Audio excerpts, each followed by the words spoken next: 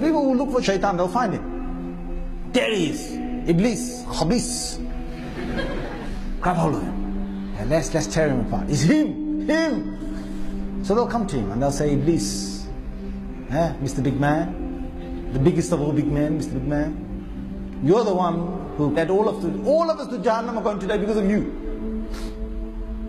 He's going to say, Iblis is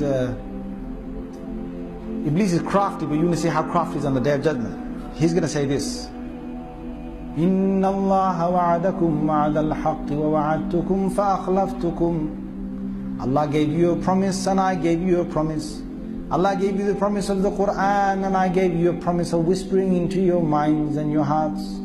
Allah told you, you will get Jannah for this. I told you, don't worry about it, just do it. It's nice, man, it's nice, enjoyable, man, enjoy it, bro.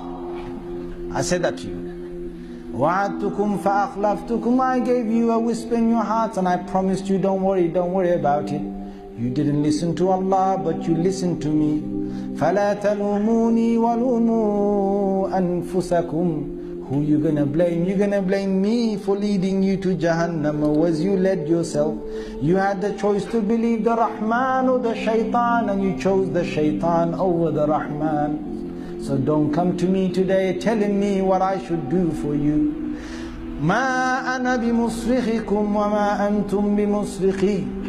You cannot save me today, and I cannot save you today. I cannot come to your rescue today. You can't come to my rescue today. We're both here. We're both here in Jahannam. Basically, what his motto is, now we're even, Stephen. Because Shaitan wants that. He wants us to go to Jahannam. We know that Satan made a pledge with God, or declared himself arrogantly, that he is going to build up the hopes of human beings such that they will turn away from God. He would lead them away from the worship of the one God. So what we know more generally is that Satan builds up the hopes of human beings for a long life in this world, and ultimately that they will have good in this life, regardless of whether they worship God or not. So he promises them immortality together with immorality. When the final judgment is made and God reveals his power and his control, that is when people will realize that Satan has beguiled them, and Satan himself will now confess, I made a promise to you and that was a false promise. God has made a promise to you, that was the true promise. But Satan also defends himself against blame, because now people know the score and they begin to blame Satan. You are the one who misled us. But Satan's response to that is, do not blame me, but blame yourselves. The extent of my work was only that I gave you this promise and you obeyed, you followed.